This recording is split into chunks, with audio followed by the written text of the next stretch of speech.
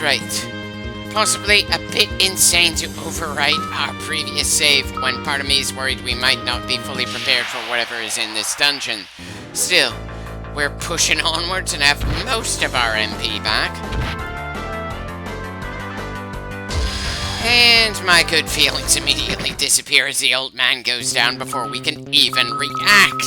Again, he's supposed to be the highest level member of our team, but for some reason, it just feels like he's lagging behind in so many ways. It's a bit ridiculous.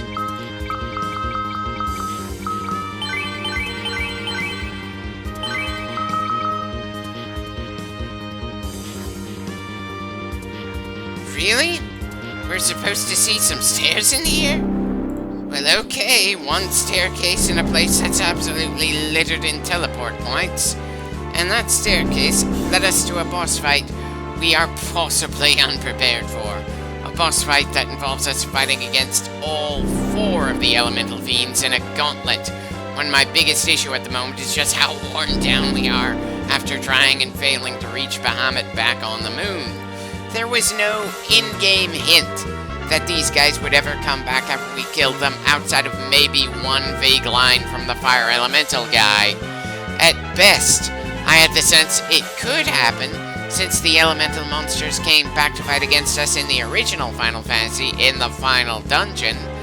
But this isn't the final dungeon. And yes, despite the fact that I saved just minutes ago, I still felt the need to do a save state here, because my morale is pretty damn low at the moment.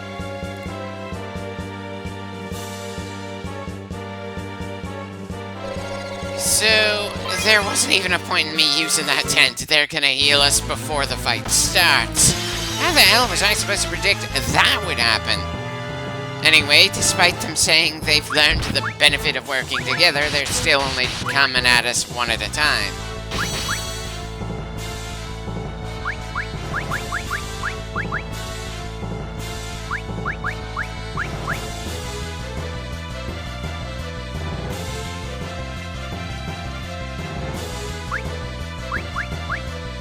Really wish that we had some way to better organize Rydia's spells. Her magic menu is just an absolute mess. That's gotta be one of the few things I like about the old man. His spells are listed in such a way that all the fire spells are close together instead of spread all over the damn place.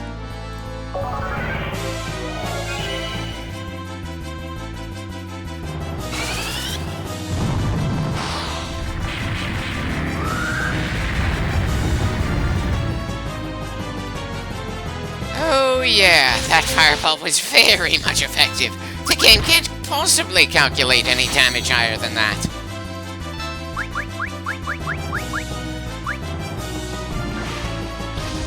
Son of a bitch. Please tell me that Rosa won't still be cursed when we get to the other bosses in this gauntlet. I don't even remember what curse does in this game. I just don't like the idea of a skull floating over our white mage.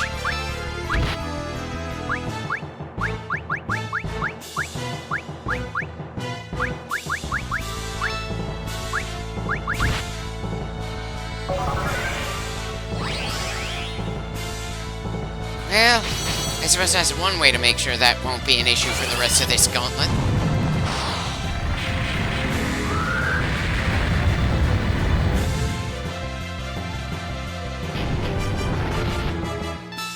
And now they've suddenly switched to the Fire Fiend. I would have kind of liked to see the Earth Fiend disintegrate like every other enemy that's died in this game, but I suppose it makes sense that they're saving the disintegration stuff for the final kill of this gauntlet.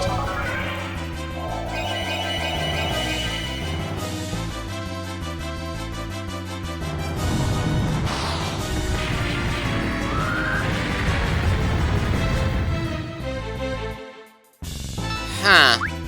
Is it just me, or did the grunts on the way to this boss fight feel more dangerous than the boss fight against the named characters here? I mean, sure, they've leveled up since the previous times we fought them, and they certainly have quite a bit of health in comparison. There's no way the Earth Fiend could have survived that many hits from our most powerful fire spell, after all. Still, it kind of feels like they just plain didn't do enough to get stronger since the times when we first ran into them. And they are absolutely paying for that hard, at least at this stage of the fight. This is still just the second fiend, and there's 2 more to go. They might get progressively harder.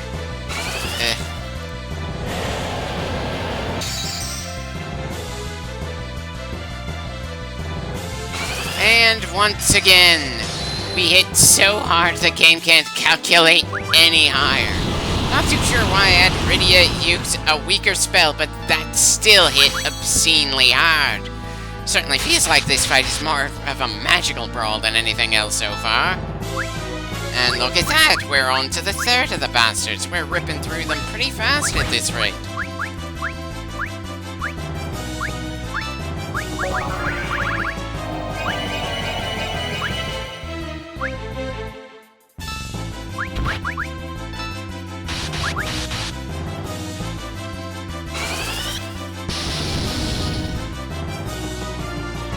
Again, not the most powerful spell from Rydia, but it did far more damage than our 2 melee fighters can pull off. Definitely a nice change of pace compared to how things generally go, where she ends up feeling babied, and the melee fighters do most of the work.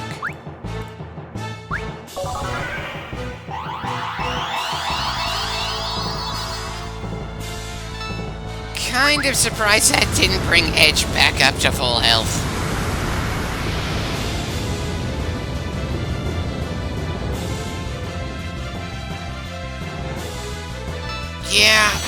Yeah, definitely seems like the further into the fiends we go, the more powerful they get. No clue why they're showing up in a seemingly random order, though. Ah, well, we're down to the 4th and last of them now. I don't believe she has any obvious weaknesses like the other 3, though maybe I'm misremembering things. Ah, well, it's as good a time as any to let the summons come out to play. If Leviathan doesn't do enough damage for my taste, we'll switch to Odin for the next turn. We're in the home stretch, we just need to push this final elemental fiend down.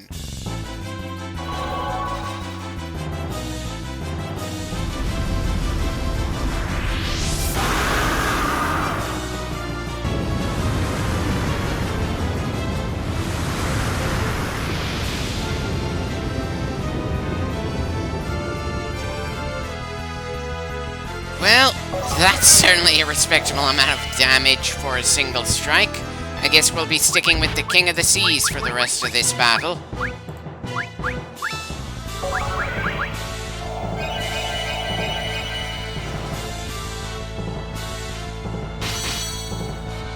Huh.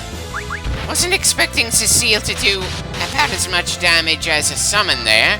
Hell, I've gotten used to seeing Edge do more damage than Cecile since he's got 2 blades instead of 1.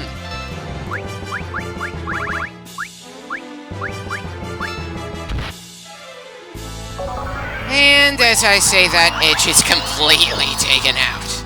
I know, it could have been much worse. Still, there's no getting around the fact that Edge has been getting knocked out far more frequently than anyone else in this entire game. Has anyone been keeping count? I'm sure he's been slapped down a depressing number of times overall.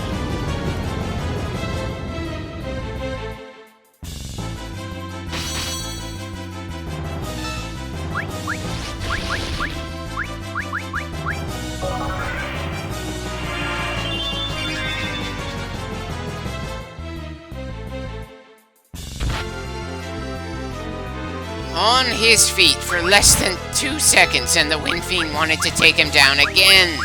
Seriously, the man is just not likable. Anyway, looks like Cecile paid the price for trying to help him and ended up flat on his back instead. The last of the 4 is certainly making us work before we're done with this boss gauntlet. I don't recall her being anywhere near this stuff the first time we fought her.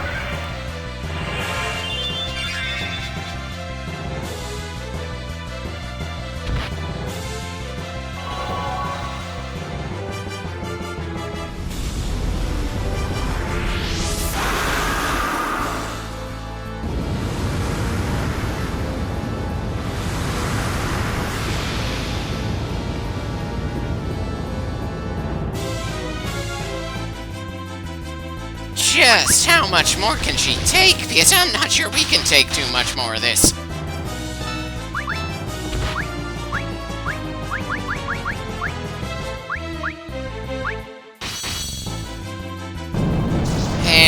there we go. All 4 elemental fiends are dead again. Are we going to have to kill all of them again later on in the game? Because fighting them 3 times over would just be ridiculous even by this story's standards. But then it's not like this story shies away from the ridiculous, period. Anyway, these guys are blatantly saying they're serving that Zemus guy when everything before now said they were working for Golbez. Just when did they learn who's really in charge of their organization?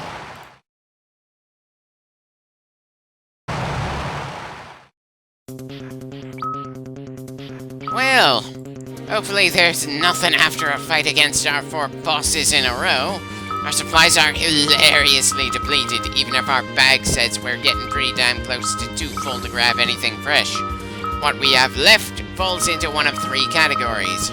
Either it's so circumstantial that outside of very specific situations we're never going to use it, or it's so rare to find that I don't like the idea of using it now when it could be useful later, or it's essentially useless to us and I just want to sell it off.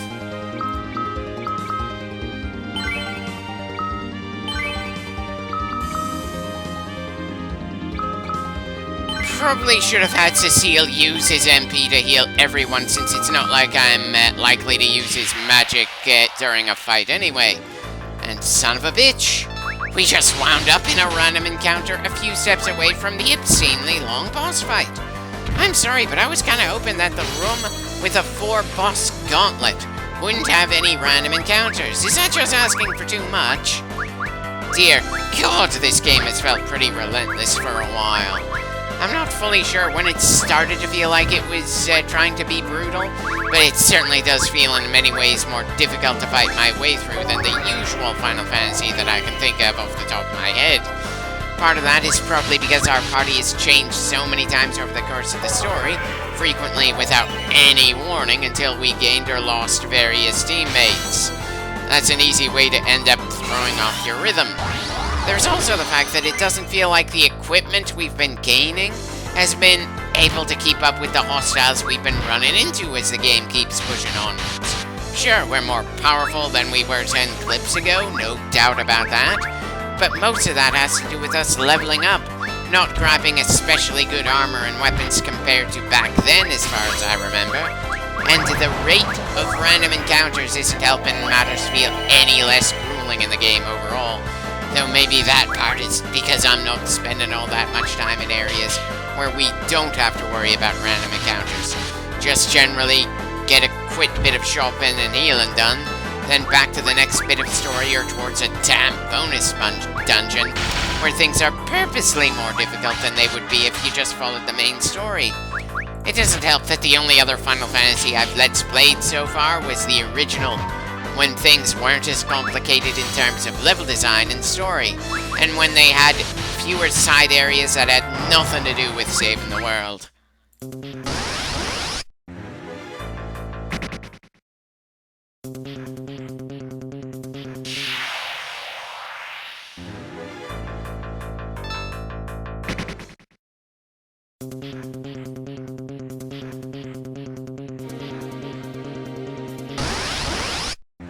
Right, so falling back for the sake of healing with a tent or two and saving is a fight in its own right. But we have no clue how long we'd have to fight in order to reach the next bit of story after fighting the 4 elemental fiends. It could have been extremely close to the end of this dungeon. It could have been the halfway point. There's no way to tell based on what the game itself is telling us. So I'm just going to heal and save, since I don't want to risk having to fight the 4 elemental fiends again. The Tornado Girl was especially troublesome in that rematch.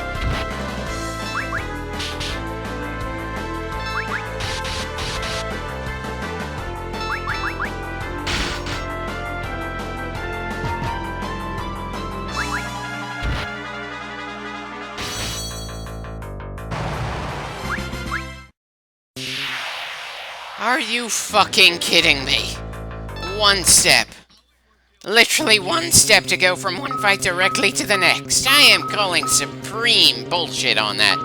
I don't care that it was very winnable. I'm just feeling very much done for the moment and need a goddamn break.